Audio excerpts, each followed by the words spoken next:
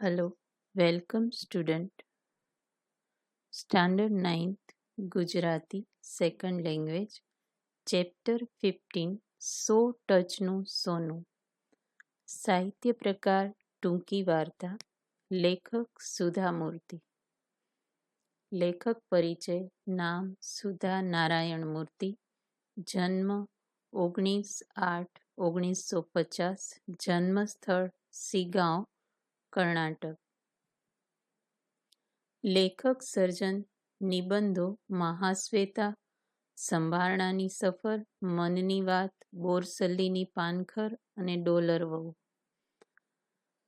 પાઠ પરિચય આ એક ટૂંકી વાર્તા છે. અહીં અભ્યાસનું મહત્વ સમજાવ્યું છે. એક ગરીબ વિધવા કુટુંબમાં ભણતરનું મહત્વ સમજીને મહેનત મજૂરી કરીને પણ પોતાના દીકરા અયપ્પાને ભણાવે છે. એ દીકરો ભણતરમાં આગળ વધી અનેક હોટલોનો માલિક બને છે. અંતે બધું પોતાના દીકરાને સોંપી કુટુંબના બોલ પર પોતાના વતન ગામ આવી અને શાળાઓ બનાવે છે.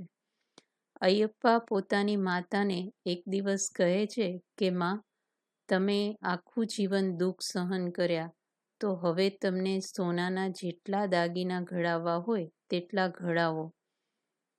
કુટુંબાએ જવાબ આપ્યો કે બેટા, 100 ટચનું સોનું ઘરેણું તો એક જ છે, ભણતર. આમ અહીં ભણતરનું મહત્વ સમજાવ્યું છે. મૂળ અંગ્રેજીમાં લખાયેલ આ પ્રસંગ સંભારણાની સફરમાંથી લેવામાં આવ્યો છે. પાઠની શરૂઆતમાં જ લેખિકાએ એવું કીધું છે ભારપૂર્વક કે અતિથિ દેવો ભવની ભાવના જો સાર્થક કરતા હોય તો એક ગામડાની મહેમાન ગતિ કે ગામડાના લોકોનો જે પ્રેમ ભાવ ને આદર સત્કાર હોય છે એ શહેરમાં જોવા મળતો નથી. એકવાર લેખિકાને એટલે કે સુધા મૂર્તિને કનારા જિલ્લાના એક નાના એવા ગામમાં શાળાની સમારંભ હતો, એમાં એને હાજરી આપવાની હતી. અને એ ગામ છે એ અરબી સમુદ્રના કાંઠે આવેલું હતું. અને ત્યાં સુધા મૂર્તિ ગયા એટલે એમને એમ લાગ્યું કે આહા, કેટલું સુંદર આ ગામ છે. કદાચ ભગવાનને ફુરસદ હશે ત્યારે એણે આવું સુંદર ગામ ઘડ્યું હશે. આમ છેવાડાનું ગામ હતું, તેમ છતાંય એની સુંદરતા અદ્ભુત હતી. અને ત્યાં એકે હોટલ નહોતી એ ગામડામાં. એટલે એના એક શિક્ષક મુખ્ય હતા, એણે નજીક આવી અને ધીમેથી કીધું કે મેડમ, હું તો એક નાની એવી રૂમમાં ભાડે રહું છું, પણ તમે છે ને અહીંયા શાળાના ચેરમેન એટલે કે મુખ્ય દાતા છે, એ બહુ ભલા અને સજ્જન માણસ છે, તો તમે એમના ઘરે રાત રોકાઈ જશો? ફાવશે તમને? કારણ કે વરસાદ આજે ઘણો છે અને નદીમાં પણ ઘોડાપૂર ઉમટ્યા છે, એટલે તમારે રાત તો અહીંયા રોકાવું જ પડશે. એટલે પહેલાં તો લેખિકાને એમ થયું કે ભાઈ, અજાણ્યા કુટુંબમાં કેમ રાત રહેવું, થોડું આપણને આમ અડવું લાગે. પણ પછી બીજો કોઈ વિકલ્પ નહોતો. નદીમાં પૂર આવ્યું હતું એટલે ગામની બહાર તમે જઈ શકો એમ નહોતા. હજી પોતે એ વિચારોમાં હતા ત્યાં તો અયપ્પા જે હતા એમના ટ્રસ્ટી, એ પોતે તરત જ આવી પહોંચ્યા અને લેખિકા પણ કાંઈ બોલ્યા વિના એમની સાથે ગયા. હવે એ એમના ઘરે પહોંચ્યા ત્યારે એમનું ઘર એકદમ વિશાળ પણ તદ્દન સગવડવાળું હતું અને ઠાઠ ને ભભકો પણ એવો. અને એક તરફ એનો મોટો કોઠાર રૂમ હતો અને ઘરની પછવાડે સરસ મજાની નાળિયેર અને વાડીમાં ઉગતા શાકભાજી સંગરવા માટેની કુંડી હતી. અને મેંગ્લોરી નળિયા એના છત ઉપર, અને ઘરની ફરસ હતી એ રેડ ઓક્સાઇડની હતી. અને વરસાદ તો એવો સાંબેલાધાર હતો કે એના પગની પાનીમાં જ્યારે વરસાદ વાગતો હતો ત્યારે એવું થતું હતું કે જાણે કોક પથ્થર વાગતા હોય ને એવો જોરદાર વરસાદ હતો. એટલે લેખિકાને જ્યારે અયપ્પાના ઘરમાં પ્રવેશ્યા ત્યારે અયપ્પાના પત્ની હતા એ એને તરત જ સત્કારવા માટે ઊભા રહ્યા. એ ખૂબ ભાવથી એનું સ્વાગત કર્યું. એને હાથમાં તરત ટુવાલ આપ્યો અને સરસ સ્મિત કર્યું એટલે તરત જ સુધામૂર્તિને પોતાવટ જેવું લાગ્યું અને તરત કીધું કે બેન જરા ડીલ લૂછી લ્યો, હમણાં અડધી કલાકમાં જમવાનું તૈયાર થઈ જશે, તમારી બેગ છે એ અંદર રૂમમાં છે. એટલે સુધામૂર્તિ થોડા ફ્રેશ થયા, કપડાં વપડાં બદલી અને ડાઇનિંગ હોલમાં આવ્યા. તો એનો ડાઇનિંગ હોલ છે એ પણ ખૂબ વિશાળ મોટો હતો, પણ જમવાવાળા 4 જ જણ હતા. કોણ કોણ? તો કે એક અયપ્પાના પત્ની અને અયપ્પાના વયોવૃદ્ધ એના બા હતા, એનું નામ હતું કુતમ્મા. અને જમીન ઉપર, અને લેખિકા પોતે જમીન ઉપર એ લોકોએ સરસ કેળના પાન એ લોકોની પરંપરા પ્રમાણે પાથર્યા હતા અને સામે ચટાઈઓ રાખી હતી. એના ઉપર લેખિકા કહે છે કે અમે બધા બેસી ગયા અને રસોઈયાએ તરત અમારા ભાણામાં વારાફરથી બધા અલગ અલગ વ્યંજનો પીરસ્યા અને વાનગીનું વૈવિધ્ય એટલું બધું હતું, એટલે કે એટલી બધી જુદી જુદી વાનગીઓ હતી કે લેખિકા કે આપણે મૂંઝાઈ જઈએ કે ક્યાંથી શરૂ કરવું. અને એવું લાગે કે જાણે સાક્ષાત અન્નપૂર્ણામાનો અવતાર હોય. તો લેખિકાને તો એના બા યાદ આવી ગયા કે એ પણ એના માટે વિવિધ વાનગીઓ બનાવતા. હવે લેખિકાનો ઉતારો હતો એ પહેલા માળે ગેસ્ટ રૂમ હતો ને ત્યાં હતો, પણ જમ્યા પછી બાની સાથે વાતો કરીને એટલે બંનેનું મનમેળ થઈ ગયું અને મજા આવી ગઈ. એટલે બાએ કીધું કે ભાઈ તમે ઉપલા માળે એકલા સૂવો, એના કરતાં મારી સાથે સૂઈ જાજો, આપણે અલગ મલકની વાતો કરશું અને મજા આવશે. તો લેખિકાને પણ સારું લાગ્યું, એટલે સુધામૂર્તિએ એવું જ પસંદ કર્યું કે બાના રૂમમાં સૂઈએ. પછી જરા આડા પડખે પડ્યા એટલે વાત નીકળી વાતમાંથીથી અને સુધામૂર્તિએ પૂછ્યું કે બા તમે તો એ જમાનાના ભણેલા હોય એવું લાગે છે. એટલે કુતમ્માએ નિસાસો નાખ્યો કે ના રે બેન, હું કાંઈ બહુ ભણેલી નથી અને નાનપણમાં મને નિશાળના સાહેબના બગીચામાં મજૂરી કરવા માટે જતી, ત્યારે ભણવાનો અભરખો એટલે કે ભણવાની ઈચ્છા મને બહુ હતી, પણ મારા બાપે મને કે નાનપણમાં જ પરણાવી દીધી. એટલે આ દીકરો પણ નાનપણમાં જન્મ્યો અને ત્યારે જ અમે બે મનમાં એવી ગાંઠ વાળી કે ભાઈ આપણે ભલે ના ભણ્યા પણ અયપ્પાને તો ચોક્કસ ભણાવશું. એટલે કે છે કે મેં ને મારા વરે નક્કી કર્યું કે સારું ભણતર અયપ્પાને આપવું અને એટલા માટે એ જમાનામાં એમણે કુટુંબ નિયોજન અપનાવેલું. કારણ કે બહુ વસ્તાર એમ કે ભેગો કરીએ એટલે કે બહુ બાળકો ભેગા કરીએ તો એમાં આપણે કાંઈ વ્યવસ્થિત ધ્યાન રાખી શકીએ નહીં. એટલે સુધામૂર્તિ કહે છે કે બાની વાત પણ મને એકદમ સાચી લાગી.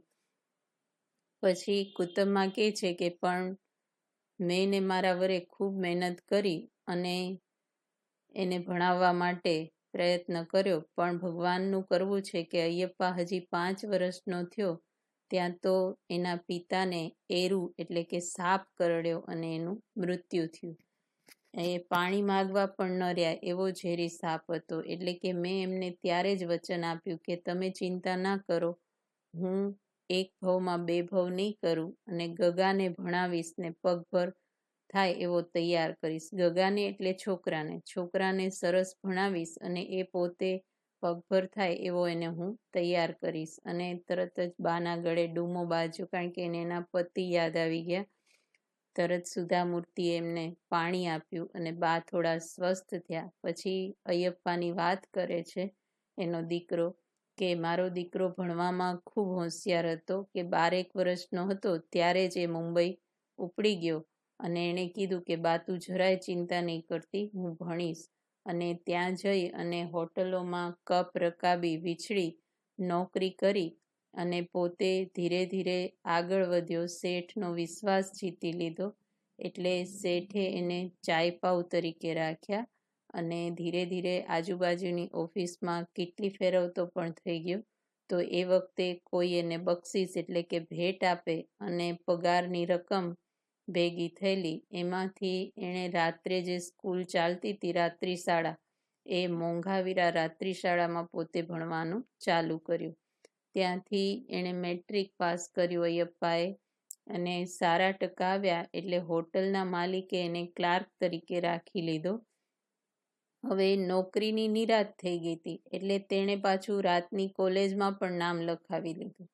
અને અય્યપ્પાએ કોલેજ પણ પતાવી અને મુંબઈમાં કોલેજ પૂરી થઈ પછી હોટલ ચાલુ કરી.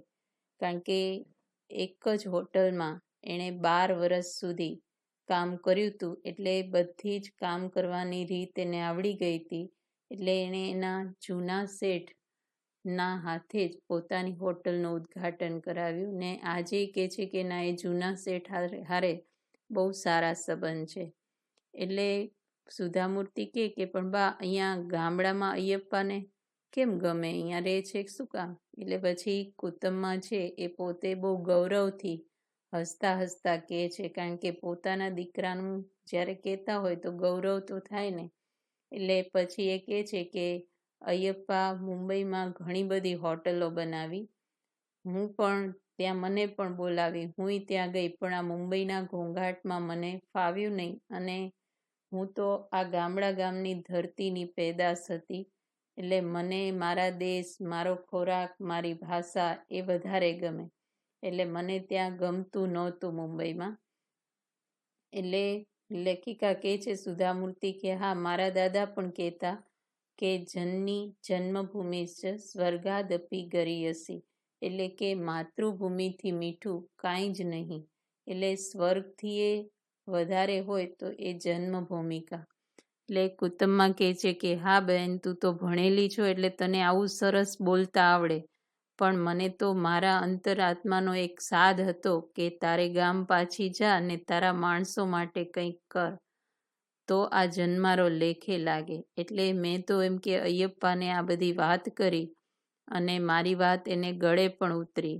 અને 10 વર્ષ પહેલાં મારો આ દીકરો છે એ એના દીકરાને બધું સોંપી અને અહીંયા કાયમ માટે ગામડે પાછો રહેવા આવી ગયો.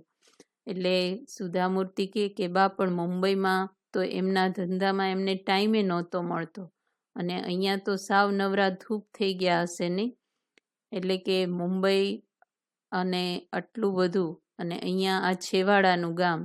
એટલે લેખિકાથી પૂછાઈ ગયું. એટલે કુટુંબમાં કહ્યું કે ના, અય્યપ્પાએ મને એક દિવસ પૂછેલું કે બા, મારી પાસે અઢળક પૈસો છે, એટલે કે તું કે ને એમાં હું આ વાપરવા માગું છું.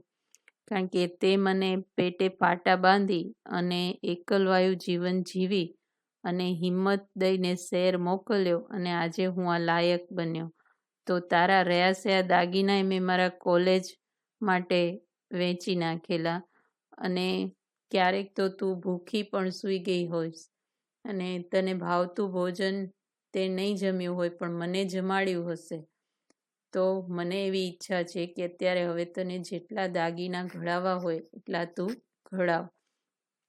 એટલે કુટુંબમાં એના દીકરાને કીધું કે બેટા, 100 સોનું ઘરેણું તો એક જ છે ભણતર.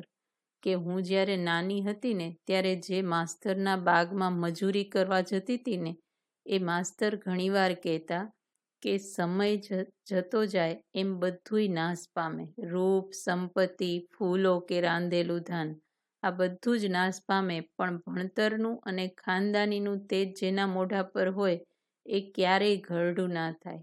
એ જ સાચું રૂપ કહેવાય. મારે હવે આ ઉંમરે એમ કે દાગીના પહેરીને શું કરવું? જો ખરેખર તારે કંઈક મારા માટે કરવા તું માગતો હો તો આપણા વિસ્તારમાં ગરીબ છોકરા ઘરે રહીને ભણી શકે ને એવું કંઈક કર. કે જેમ તારી જેમ નાની ઉંમરે એમણે મુંબઈમાં જઈ અને ટીચાવું ન પડે, એટલે કે નોકરી અને ભણવાનું 2 કામ કરવા ના પડે.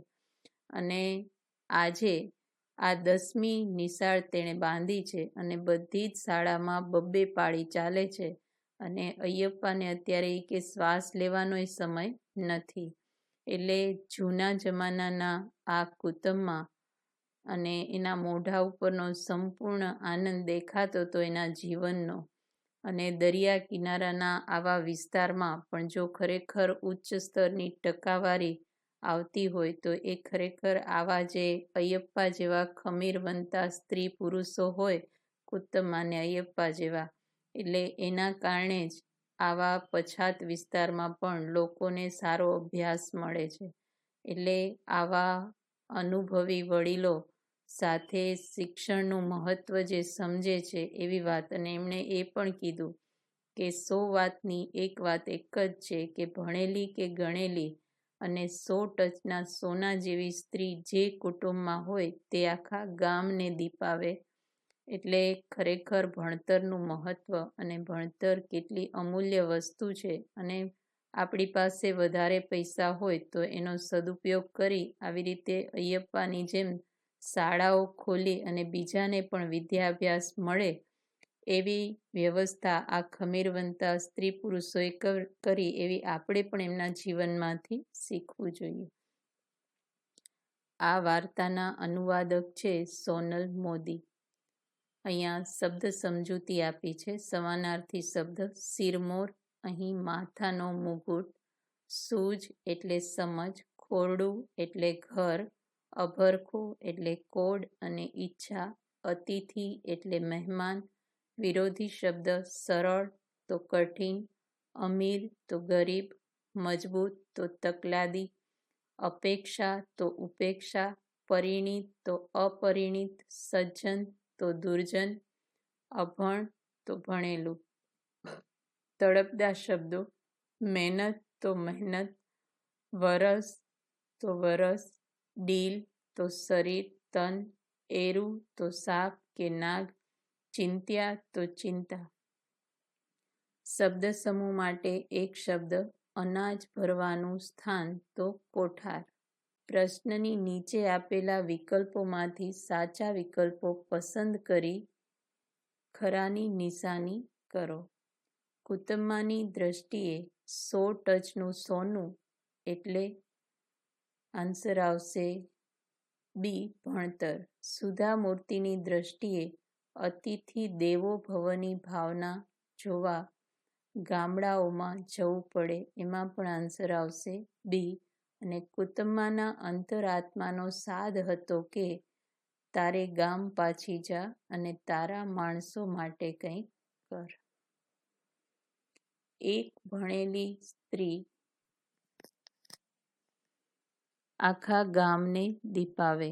અને 5મું, અયપ્પાનું પાત્ર કઈ કૃતિનું છે? તો 100 ટચનું સોનું. Thank you.